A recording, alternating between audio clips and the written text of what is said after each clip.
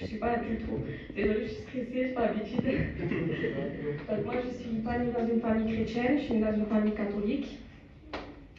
Et en fait, quand j'étais toute petite, j'ai toujours été je sais pas, ça m'intéressait de la planète, tout ça, le soleil, les étoiles, tout ça. J'étais toujours très curieuse. Et du coup, je posais des questions à mon père, voilà. Et mon père, à chaque fois, il me disait, c'est Dieu qui a créé, c'est Dieu qui a créé tout ça, tout vient de Dieu.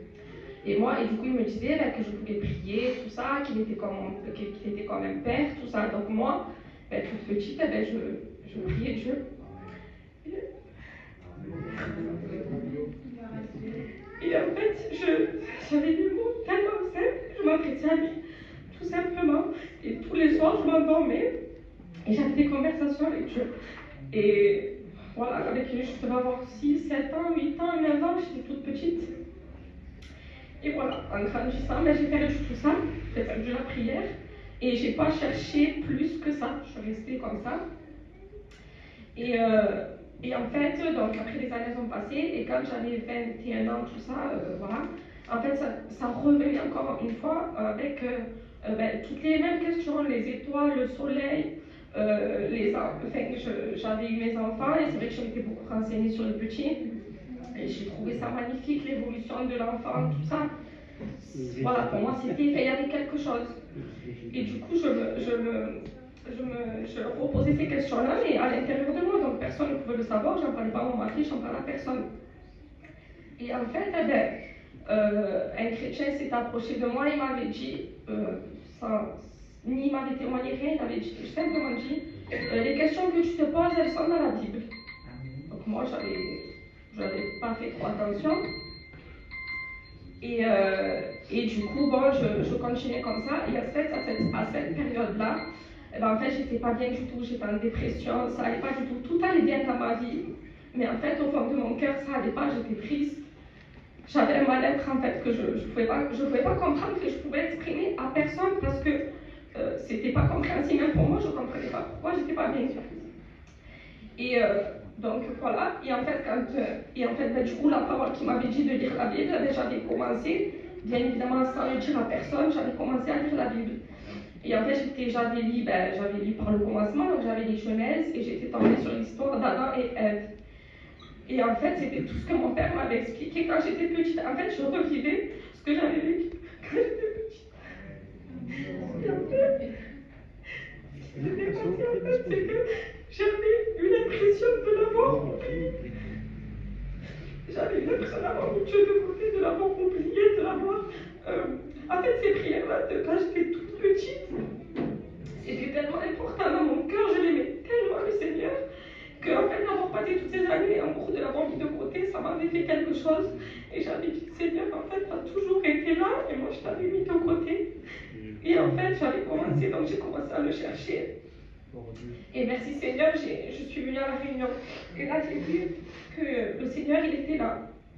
Et en fait, ce qui s'était passé, c'est que je savais qu'il était là, mais je ne connaissais rien de la parole de Dieu. J'avais personne de ma famille qui était chrétien. Il y avait ma belle famille, mais ce n'était pas pareil que quand il y a quelqu'un vraiment, quand on est ancré dedans. Donc je ne comprenais rien, j'avançais avec mes forces, mais vraiment, je ne comprenais rien. Donc du coup, j'avançais, j'allais à la réunion, mais je ne savais pas en vérité ce que c'était jeûner. Je ne savais pas ce que c'était prier, je ne savais pas ce que c'était lire, je ne savais pas comment je devais me comporter. Et j'ai avancé comme ça pendant 2 ans. Donc je suis allée à la réunion, je commençais à la réunion en 2019 et jusqu'en 2021, j'allais à la réunion, mais j'étais bien, mais il ne se passait pas grand-chose. Et quand on me prêchait Jésus, j'avais vraiment du mal à comprendre. Voilà, je ne comprenais pas pourquoi il avait été crucifié. Pour moi, le fait qu'il était venu juste sur la terre, pour moi, c'était suffisant. Il n'avait pas besoin de passer sur la croix. Et je croyais en lui. Je disais, mais je crois en toi, tu n'avais pas besoin de mourir pour me prouver que tu m'aimais, en fait. Et je ne comprenais pas pourquoi il s'était passé ça. Et en fait, donc, il se passe... je me perds. Du coup, il se passe ça. Et en fait, au mois d'août 2021, je prends la décision de lire la Bible. Je me dis, je ne peux pas aller à l'église et en gros pas lire et rien faire. En fait, j'avais dit, je vais commencer à lire. Et en fait, j'avais commencé par l'évangile de Matthieu. Là, j'avais dit, je vais vraiment lire. En fait, je vais arrêter de lire des versets et des passages. Il faut vraiment que je lise. Donc, j'avais commencé à lire. Et un mois après, j'ai eu mon fils, donc mon dernier que vous voyez promener de partout. On le voit. Et en fait, ce qui s'est passé, c'est que, en fait, mon fils, donc il est né, merci Seigneur, tout s'est bien passé. Et 9 jours après, en fait, on m'a annoncé qu'il était malade. Donc il avait une maladie génétique très rare. Moi, je passe les détails. Et en fait, on m'appelle. Et en fait, ce jour-là, ce jour-là, j'avais reçu la nouvelle, bien évidemment. Je me suis mise à pleurer, j'avais reçu, ça me faisait quelque chose de savoir que mon fils était malade. Et ce qui s'est passé, c'est que il y a une idée qui m'est passée par la tête, c'était voilà, je vais à l'église et voilà ce que tu me fais, tu me donnes un enfant malade. Et de suite, je chasse cette idée-là et je dis non, surtout pas, il ne faut surtout pas que je me mette ça dans la tête.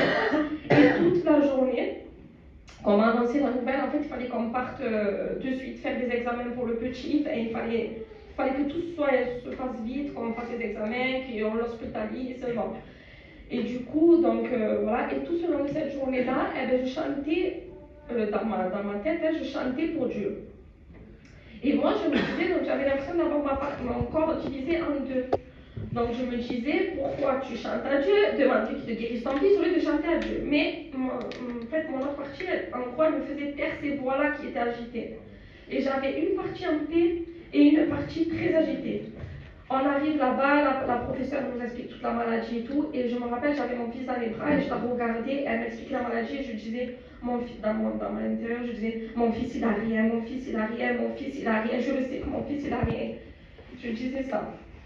Et après, donc on a dû faire des examens de sang, donc du coup ils ont fait une prise de sang, et là je voyais le sang de mon fils couler.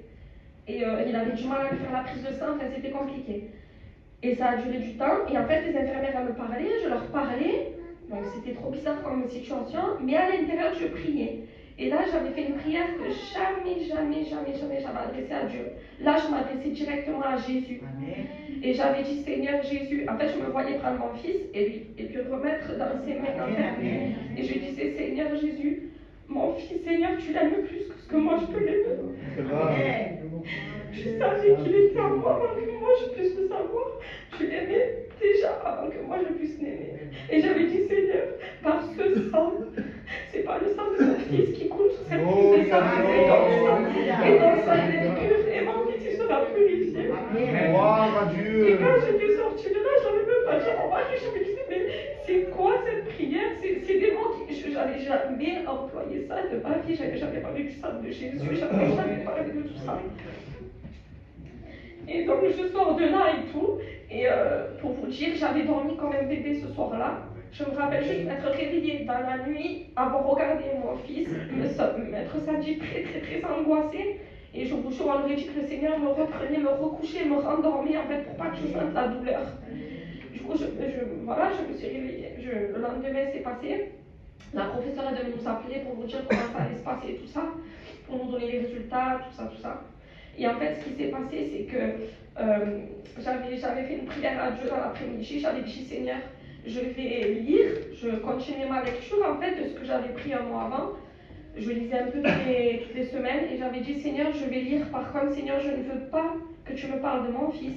Si je lis, c'est pour te connaître à toi. Je m'en fous de l'histoire de moi, je m'en fous. Je sais que c'est entre tes mains, mais je veux rien savoir de tout ça. Et le Seigneur, bien évidemment, s'est manifesté dans la seconde. J'ai commencé à lire et il y avait marqué Jésus guérit les enfants malades. Amen. Après, le premier verset fait. Donc là, je montre à mon mari. Non, je dis rien à mon mari, je continue à lire. Et il continue de parler de guérison, qu'il guérit les malades. Et là, je le dis carrément à mon mari. Mon mari et moi, on ne priait jamais ensemble, on ne parlait presque pas de Dieu à la maison. Voilà. Et là, mon mari me dit, oui, c'est possible, si c'est écrit, c'est que c'est possible, il peut faire quelque chose pour notre fils. Et là, je dis à mon mari, on peut prier ensemble, et on ne savait même pas prier tous les deux, voilà. Je me rappelle, on avait prié dans le silence, mais tous les deux, on avait prié. Et croyez-moi, quelle force pour le foyer de prier ensemble. Et on avait prié ensemble, et là, la femme, je l'appelle, et en fait, elle devait nous appeler, elle ne nous appelait pas, je l'appelle, et là, la femme, elle n'avait plus la même voix, et elle me dit, Madame Messia, je dis, qu'est-ce qu'il y a? Elle me dit, votre fils, il a rien. Et là, je me mets à pleurer. Et mon mari ne comprenait pas, donc il m'a caché le téléphone des mains. Il dit, qu'est-ce qu'il y a? Et il dit, Et elle lui dit, monsieur, on comprend pas, votre fils il est négatif à la Et là, en fait, je me mets à pleurer. Mais pour vous dire, en fait, il y a un grand Dieu, il est grand, il est tout puissant, il a tout pouvoir. Mais aussi, il y a l'ennemi en face. Et l'ennemi, vous met des mauvaises idées dans la tête. Et moi, l'ennemi me disait que Dieu ne pouvait pas m'aimer. Parce que je méritais rien de lui, que c'était pas possible qu'il puisse m'aimer. Mais aimer une femme pécheresse, je n'étais rien pour. En fait, j'avais tellement peu de valeur à mes yeux que du coup, il me montrait la personne que j'étais et il me disait, il ne peut pas t'aimer, il ne t'aimera jamais à toi, c'est pas possible. Et quand il avait guéri mon fils, quand j'ai su que mon fils il était guéri, j'avais dit à Dieu, j'avais fait une prière, je m'étais mis à genoux et j'avais dit, Seigneur, j'avais dit ce que je ressentais, j'avais dit, Seigneur, merci parce que tu as exaucé la prière de mon mari, parce que mon mari tu l'aimes. Je sais que tu n'as pas exaucé la mienne, parce que moi je sais que tu m'aimes pas. Mais merci parce qu'à travers la prière de mon mari, mon fils, tu as guéri mon fils. Amen. Et en vérité, j'étais très très mal. Mon fils il était guéri, mais je me sentais vraiment mal.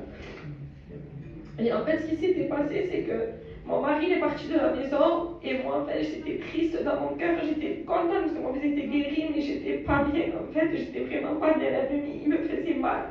Même si mon fils était guéri, il me mettait des mauvaises idées dans ma tête en me disant de toute façon, il me disait le jour même, de toute façon, il a guéri ton fils pour ton mari. C'est pas toi qui as exaucé ta prière, c'est ton mari parce que toi, il t'aime pas.